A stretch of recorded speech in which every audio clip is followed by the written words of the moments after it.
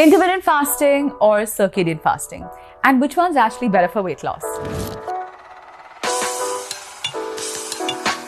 Now look, here's the thing, right? Intermittent fasting generally puts a big emphasis on eating within a 6 to 8 hour window and then fasting for the remaining 16 or 18 hours, whatever you're choosing to do. But the problem with IF is that there's never a fixed window. So people constantly keep changing their fasting windows or eating windows to suit their schedule, which is great because it kind of gives you that flexibility.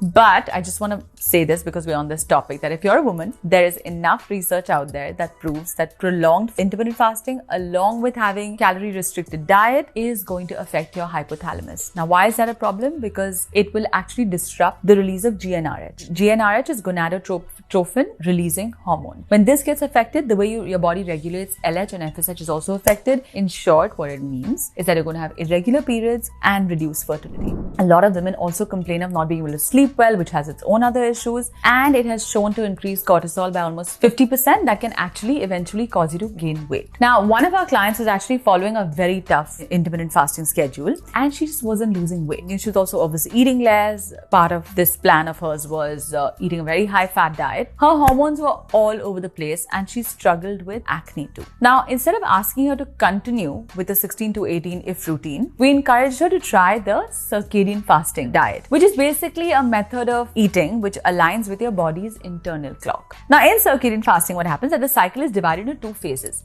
The light phase, sunrise onward, and then the dark phase, which is after sunset. From an evolutionary perspective, the light phase is designed for activity and eating and, basically getting stuff done. And the dark phase is for rest, recovery, and to relax. So the idea is to eat your heavier meals earlier in the day and have a small snack for dinner. Now, when I say small snack for dinner, I promise you, I don't want you to starve.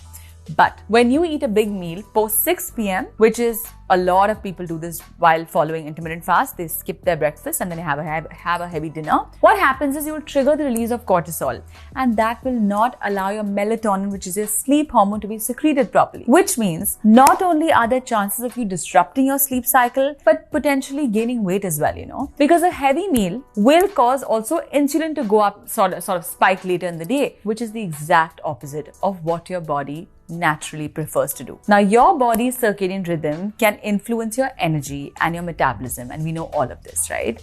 So you need to start practicing circadian fasting, actually having your biggest meal before 6 p.m. and then, like I said, have a small snack for dinner.